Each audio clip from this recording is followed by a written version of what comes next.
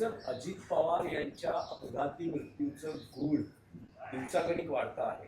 मुंबईत सादरीकरण केल्यानंतर रोहित पवारांनी काल दिल्लीमध्येही तशाच पद्धतीचं सादरीकरण केलं. संशय घातपाताचा व्यक्त केलेला आहे. हा मुद्दा आहे आणि त्याला मुख्यमंत्र्यांनी म्हटलेलं आहे की ज्या भारतीय तपास यंत्रणा आहे त्यांच्यावर कोणी प्रश्नचिन्ह किंवा संशय घेऊ नये. भारतीय तपास यंत्रणावरच प्रश्नचिन्ह आहे. भारतीय जनता पक्ष सत्तेवर आल्यापासून या राज्यातल्या आणि देशातल्या तपास यंत्रणा या भाडखाऊ झालेल्या. भाडखाऊ काय? भाड खाऊ, लाचार, गुलाम. मग ईडी असेल, CBI असेल, महाराष्ट्रातली पोलीस यंत्रणा असेल किंवा IB असेल, अशा अनेक ज्या तपास यंत्रणांना न्यायालयीन चौकशी असेल एखादी, त्याच्यावरती आता लोकांचा विश्वास राहिलेला नाही. जे सरकार देश, भारत माता आपल्या स्वार्थासाठी आणि आपली चामडी वाचवण्यासाठी प्रेसिडेंट ट्रम्पच्या पायाशी गहाण ठेवू शकते भारत माता, ते सरकार काही करू शकते. आतापर्यंत मोदी आल्यापासून कोणत्याही घटनेचा तपास हा निष्पक्ष झालेला नाही. उलट तो पक्षपातीच झाला. भारतीय जनता पक्षाच्या नेत्यांना सातत्यानं क्लीन चिट देण्यात आली. जे इतर पक्षातले भ्रष्ट लोक त्यांच्या पक्षात गेले त्यांना तिथे गेल्यावरती क्लीन चिट देण्यात आली. घात, अपघात, इतर अनेक प्रसंगामध्ये तपास यंत्रणांनी, मी म्हटलं ना, भाडखाऊपणा केला आहे. त्याच्यामुळे देवेंद्र फडणवीस जे म्हणत आहेत तपास यंत्रणांवर विश्वास ठेवा, नाही, तुमच्या सरकारवर सुद्धा विश्वास नाही, त्याच्यामुळे तुमच्या तपास यंत्रणांवर विश्वास नाही. अहमदाबादच्या अपघाताचं काय झालं? 300च्या आसपास निरपराध लोक मारले गेले. काय झालं? काय 2 सेकंदामध्ये विमान कसं पडलं सांगू शकाल? विमान अहमदाबादला पडलं आणि अजित पवारांना घेऊन जाणारं विमानसुद्धा गुजरातमधूनच आलं होतं आदल्या रात्री. लोकांच्या मनात संशय येणारच. तुम्ही तपास यंत्रणांबाबत फाजील आत्मविश्वास दाखवू नका. न्यायालयांपासून सर्व तपास यंत्रणा तुमच्या टाचेखाली आहे, हे अख्ख्या देशाला आणि जगाला माहिती आहे. मिस्टर फडणवीस, इतकंच मी आपल्याला सांगू इच्छितो. रोहित पवार यांनी जे मांडलेले मुद्दे आहेत ते तुम्ही स्वतः तपासा. आपण राज्याचे मुख्यमंत्री आहात, बरं का? तुम्हाला अजित पवार गेल्यावरती तुमचं मन भरून आलं होतं ना, मित्र गमावला. मग त्या अजित पवारांचा सख्खा पुतण्या एक प्रेझेंटेशन सादर करतो आहे, त्याच्यामध्ये काही सत्य आणि तथ्य दाखवतो आहे अपघाताचा संशय का आहे त्याबाबत. तर हे राज्याच्या मुख्यमंत्र्यांचं कर्तव्य आहे की रोहित पवारांनी जे प्रेझेंटेशन दाखवलं त्याच्यावर आमदार रोहित पवारांशी चर्चा करणं आणि संबंधित अधिकाऱ्यांना त्यावेळेला तिथे बोलवणं, याला मी म्हणेन निष्पक्षपणा.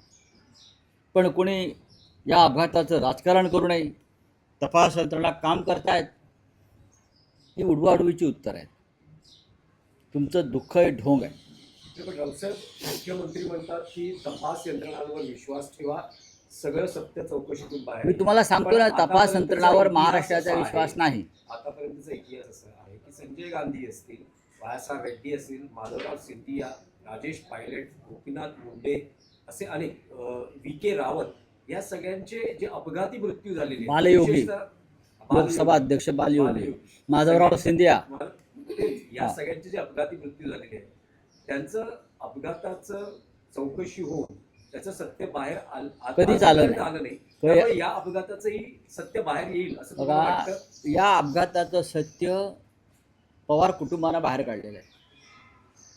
खरं म्हणजे काल सुनित्रा पवार आणि त्यांची 2 मुलं प्रफुल्ल पटेल आणि तटकरे हे नरेंद्र मोदी आणि शहांना भेटले. फोटो आलेले आहेत. चांगली बैठक झाली असं चित्रावरून दिसत आहे. रोहित पवारांनी दिलेलं प्रेझेंटेशन संदर्भात जो संशय व्यक्त होतो आहे महाराष्ट्रात, त्या संदर्भात त्यांनी देशाच्या प्रधानमंत्र्यांशी सुद्धा बोलायला हवं होतं. राजकीय चर्चा यापुढेही होत राहील, पण गृहमंत्री अमित शहा आणि प्रधानमंत्री मोदी यांच्याशी जर प्रफुल्ल पटेल किंवा सुनेत्रा वहिनींनी चर्चा केली असती तर कदाचित तपासाला गती आली असती. नाही, पण आज सामना संपादकीयमध्ये पुन्हा एकदा रोहित पवारांनी जो उल्लेख केलाय तो अगदी स्पष्ट शब्दात ठळकपणे करण्यात आलेला आहे. त्या विदर्भातल्या नेत्याबद्दल, त्याच्या फाईलवरच्या स्वाक्षरीबद्दल नेमकं काय म्हणायचंय सामना मुखपत्राला किंवा काय भूमिका? नाही, हा संपूर्णच प्रकार संशयास्पदच आहे ना. आणि रोहित पवारांनी जे सांगितलेलं आहे त्याचं त्या प्रत्येक मुद्द्याची चौकशी व्हायला पाहिजे. तो पूर्व विदर्भातला नेता कोण, कोणत्या पक्षाचा, कोणत्या फाईलवर एवढा तातडीनं सही हवी होती म्हणून ते अजित पवारांना 2-3 तास त्यांनी खोळंबून ठेवलं, अशी कोणती फाईल होती की ज्याच्यामुळे फाईलवर सही केली नसती तर महाराष्ट्राचा विकास आणि गती थांबली असती? सांगा मला. की जे मी म्हणतो आहे की अजित पवारांकडे भारतीय जनता पक्षाच्या भ्रष्टाचाराच्या फाईल्स होत्या, त्या फाईल ताब्यात घेण्यासाठी ते नेते आले होते का? हा सुद्धा मुद्दा आहेच.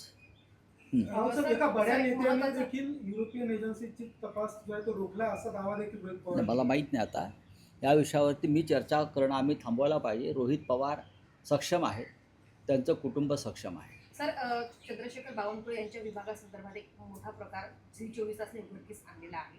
पिंपरी चिंचवडमध्ये 16 एकरची जमीन भाजपच्या कार्यकर्त्यांनी 2025 मध्ये खरेदी केलेली होती आणि पीडीआर देताना महसूल विभागाने त्यांच्या कंपनीवरती खैरात केल्याचं. नाही, मेहरबानीवरच हे राज्य चाललेलं आहे ना. खैरात ही सुरूच आहे. गौतम अडाणीवर खैरात, बिल्डरांवर खैरात. पार्थ पवार यांचं एक प्रकरण मध्यंतरी समोर आलं. अशी प्रकरणं राज्यकर्त्यांची समोर येत आहेत आणि ह्या खैरातीवरच हे राज्य टिकून आहे. त्या खैरातीच्या बदल्यात भारतीय जनता पक्षाला काय मिळतं आहे? Return gift. त्या रिटर्न गिफ्टवर निवडणुका लढवल्या जातात. पुणे आणि पिंपरी चिंचवडमध्ये अशा प्रकारे जमिनींची आणि सवलतींची खैरात सरकारकडून कायम सातत्यानं होते. जवळपास 155 कोटी. मी पाहिलाय तो विषय. तर काय नक्की कारवाई केली पाहिजे? कारवाई काय केली पाहिजे म्हणजे बघा, चंद्रशेखर बावनकुळे यांच्या बाबतीमध्ये अशा तक्रारी आणि असे आरोप वारंवार होत आहेत. आता मुख्यमंत्र्यांनी मगाशी ज्या तपास यंत्रणेच्या गोष्टी केल्या, विश्वास ठेवा, तुमच्यावरती कसा विश्वास ठेवायचा? नाही ठेवता येत. नाही, पण रावसाहेब, एकत्रीकरणाचा विषय आहे. आज खरं तर 12 फेब्रुवारी या दिवशी रोहित पवार पत्रकार परिषद घेऊन राजकीय विषयावर, विशेषतः एकत्रीकरण दोन्ही गटांचं बोलू द्या ना, त्यांचा विषय आहे ना. हा, मग पण आजची पत्रकार परिषद त्यांनी पुढे ढकलली. त्यांचं असं म्हणणं आहे की अपघाताची चौकशी आणि त्यामध्ये मुद्दे जे आम्ही उपस्थित केले ते सध्या महत्वाचे आहे. पण एकत्रीकरण हा जो विषय आहे, एका बाजूला 17 तारखेला शरद पवारांच्या पक्षानं बैठक बोलावलेली आहे. काय वाटतं? काल मुंबई महानगरपालिकेत महापौरांनी काय पदभार स्वीकारला. आणि तो पदभार स्वीकारताना ह्याच देही याची डोळी पाहण्यासाठी राज्याचे मुख्यमंत्री, उपमुख्यमंत्री आणि त्यांचा संपूर्ण लवाजवा महापालिकेत उपस्थित होता. त्यांचं म्हणणं आहे महापौरांचं, मी ऐकलं की मुंबई भ्रष्टाचार मुक्त करू. 4 वर्षात भ्रष्टाचार कोणी केला? त्यांच्याच प्रशासकांनी, नगरविकास खात्यानं आणि मुख्यमंत्र्यांनी केला आहे. त्यांनी नक्कीच चौकशी केली पाहिजे. मुंबई आम्ही सुरक्षित करू म्हणे महिलांसाठी बोलले आहेत ना. जर मुंबई महिलांसाठी सुरक्षित वाटत नसेल याचा अर्थ देवेंद्र फडणवीस यांचे ते अपयश आहे. गृहमंत्री कोण आहे हे महापौरांना तुमच्या माहीत पाहिजे. नवीन महापौरांना जे काल उपस्थित होते महापालिकेमध्ये गृहमंत्री, त्यांची जबाबदारी आहे मुंबई सुरक्षित ठेवणं आणि करणं आणि महिलांना सुरक्षा देणं. हे का महापौरांचं काम आहे का? याचा अर्थ त्यांचं संपूर्ण गृह खातं मुंबईला सुरक्षित करण्यात, मुंबईच्या महिलांना सुरक्षा देण्यात अपयशी आहे. आणि त्याच्याबद्दल मुंबईच्या महापौरांनी गृहमंत्र्याच्या दालनाबाहेर जाऊन ठाण मांडलं पाहिजे, ठिय्या आंदोलन केलं पाहिजे. करा, कामं करा तुम्ही. मुंबईच्या विकासाची दृष्टी तुमच्याकडे असेल तर तुम्ही करा, जसे तिकडे मोदी म्हणतात 70 वर्षात काँग्रेसने काय केलं, तसं इथे हे म्हणतायत. या मुंबईचा चेहरा मोहरा बदलण्याचं काम सातत्यानं शिवसेनेनं केलं. हा चेहरा मोहरा मराठी असावा आणि त्याला विकासाची दृष्टी असावी, हे काम शिवसेनेनं केलेलं आहे. असली शिवसेनेनं, काल तिथं उपस्थित असलेल्या डुप्लिकेट शिवसेनेनं नाही. त्याच्यामुळेच काल मला आश्चर्य वाटलं की महापालिकेत येताना मोदीच्या घोषणा कसल्या देत आहे, काय संबंध काय? नशीब अडाणी घोषणा दिल्या नाहीत. मोदी म्हणजे अडाणी, त्याचा दुसरा अर्थ तो आहे. ही मुंबई मराठी माणसाची आहे. छत्रपती शिवाजी महाराजांच्या प्रेरणेतून शिवसेना स्थापन केली, त्या बाळासाहेब ठाकरेंची आहे. मुख्यमंत्री काय म्हणतात? आम्ही बाळासाहेब ठाकरे यांच्या विचारानं मुंबईचा कारभार करू. म्हणजे काय करू? मराठी माणसाचा सत्यानाश करू, धारावी विकायला काढू, टोल नाके विकायला काढू, मदर्स डेअरी विकायला काढू. नानावटी हॉस्पिटल समोर जो पवन हंसचा भूखंड आहे, जिथे हेलिकॉप्टर्स उतरतात, खाजगी विमानं उतरतात, तो जवळजवळ 400 एकरपेक्षा जास्त एकरचा भूखंड आम्हाला हवाय असं गौतम अडाणींनी सरकारला कळवलं आहे. एअरपोर्ट अथॉरिटीची जमीन आहे, ती जागा आहे. अनेक वर्ष ती जागा केंद्र सरकारची आहे, महाराष्ट्र सरकारची आहे. ती एअरपोर्ट अथॉरिटीची जमीनसुद्धा गौतम अडाणीला देण्यासंदर्भात महाराष्ट्र सरकार आणि केंद्र सरकार विचार करत आहे.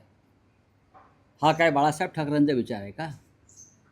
जे मिस्टर फडणवीस जे सांगतायत आम्ही बाळासाहेब ठाकरेंच्या विचारानं राज्य करू. तुम्हाला बाळासाहेब ठाकरे माहिती आहेत का? कधी समजून घेतलेत का? ते त्याच्या बाजूला दुसरे होते. काय त्यांना बाळासाहेब ठाकरे माहिती आहे? मुंबई विकायला काढल्या, जसं काल राहुल गांधी म्हटले देश विकायला काढला, भारत माता विकायला काढलेली आहे, तशी ही मुंबादेवीची, मुंबई मराठी माणसाची मुंबई ह्या लोकांनी विकायला काढलेली आहे. आणि आमचे नगरसेवक विरोधी पक्षात जरी असले तरी फडणवीस, मोदी आणि शहांचा आणि अडाणीचा मुंबई विकण्याचा डाव उधळून लावल्याशिवाय राहणार नाही. माझं लक्ष आहे एअरपोर्ट अथॉरिटीच्या जमिनीवर. काल दिल्लीमध्ये मी सगळी माहिती घेतली त्या संदर्भात. केंद्र सरकारच्या, महाराष्ट्र सरकारच्या जमिनी तुम्ही अशा प्रकारे एका उद्योगपतीच्या घशात घालताय का? कोणाच्या भीतीपोटी का? तुमची पण नावं आले आहेत एफिस्टन फाईलमध्ये म्हणून घाबरून जमिनी देत आहे. लक्ष आहे आमचं. भीतीचा उल्लेख केला तर काल कोश्यारीने असं म्हटलं आहे की राज ठाकरेच बहुधा जास्त मोदींना. अरे त्याला नीट धोतर नेसता येत नाही रे, तो काय आम्हाला अक्कल शिकवतो? त्याला नीट धोतर नेसता येत नाही स्वतःचं. बघा ना तुम्ही त्याच्यासमोर, बघा तुम्ही त्याला एकदा, त्याचं धोतर कसं असतं ते. जो स्वतः धोतर नीट नेसू शकत नाही तो ठाकरेंना सांगतो आम्हाला मोदीला घाबरू नका. मोदीला कोण घाबरते?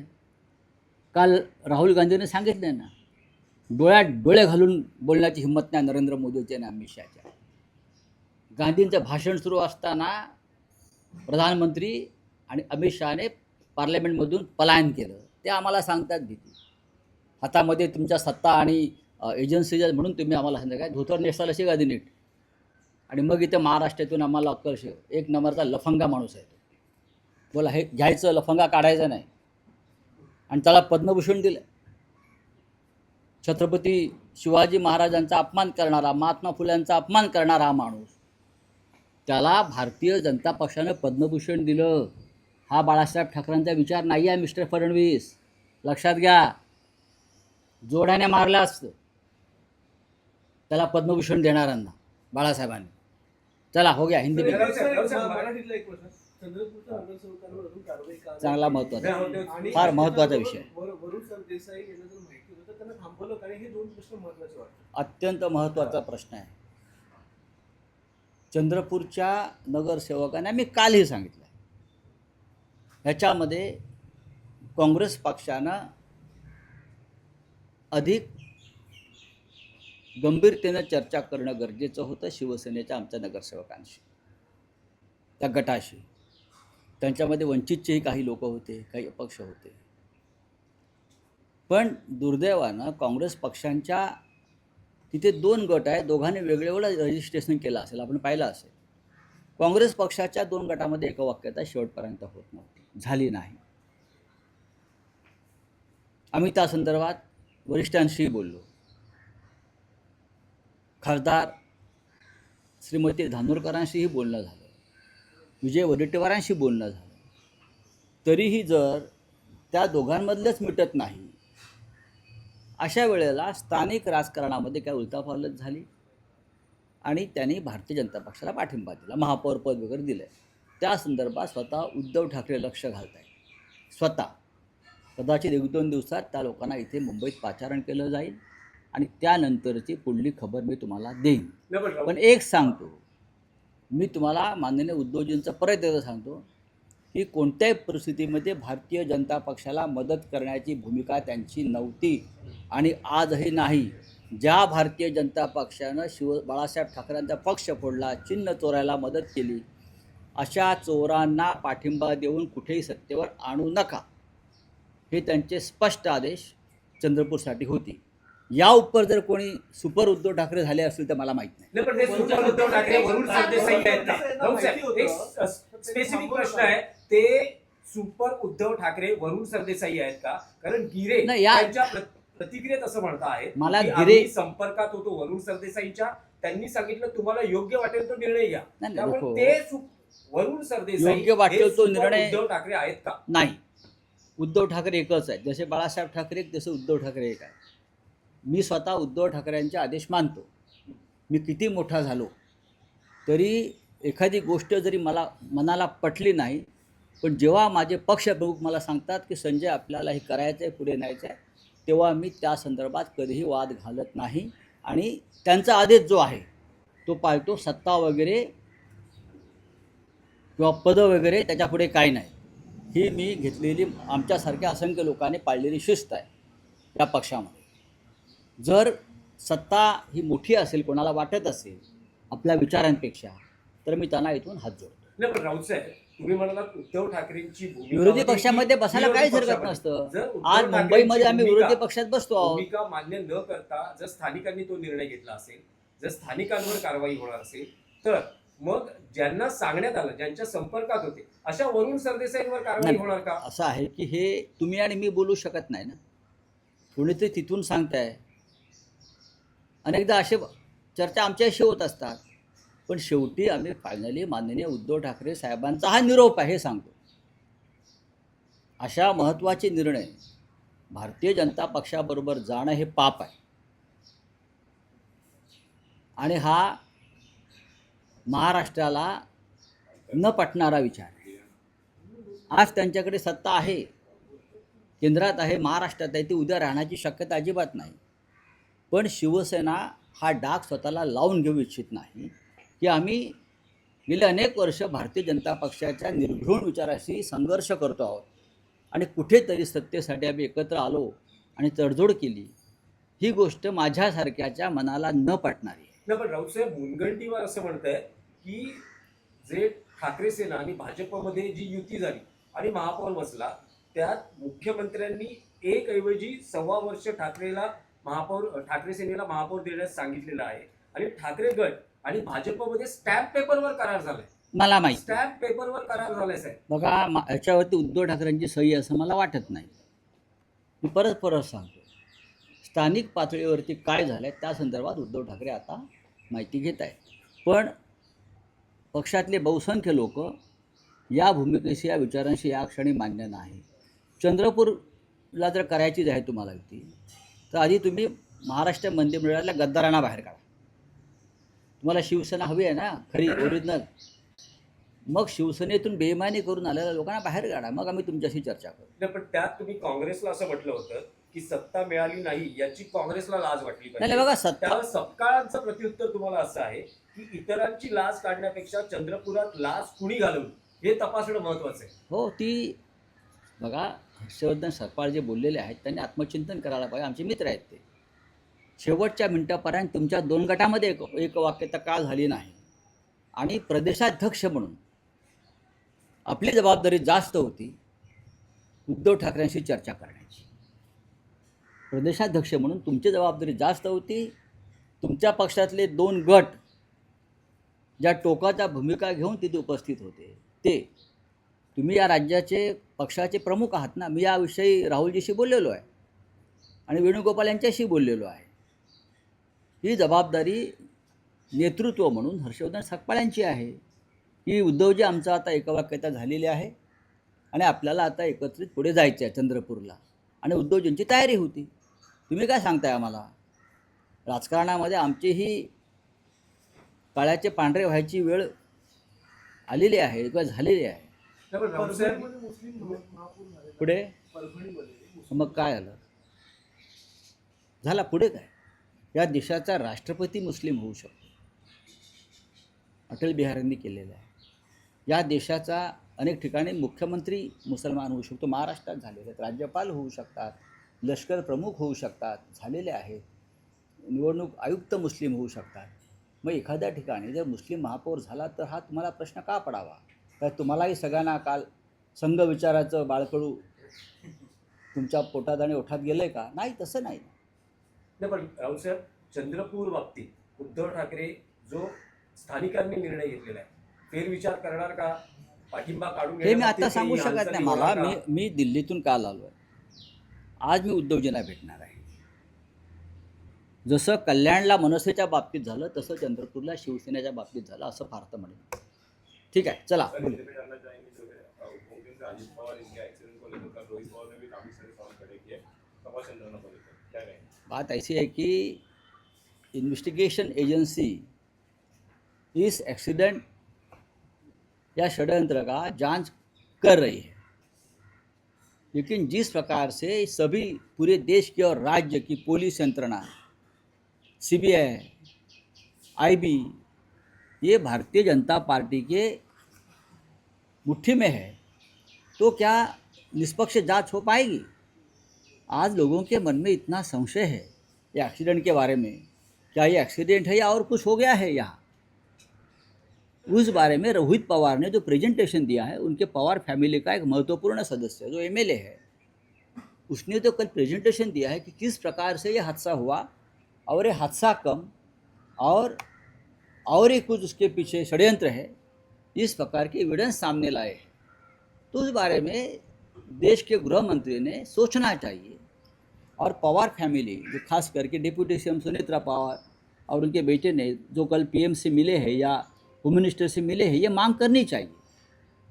चलिए, थैंक यू. सर एक आखिरी जो है, महाराष्ट्र के लातूर जिले में एक एक्सप्रेस में यात्रा करते हुए 2 यात्रियों को कुछ लोगों ने मिलकर पीटा है. उनका ऐसा कहना है कि टोपी पहनी हुई थी और कुछ धर्म की वजह से हमें मारपीट की गई, ऐसे उन्होंने. उसके ऊपर देवेंद्र फडणवीस जी का क्या बयान आएगा, उसके ऊपर मैं बोलूँगा.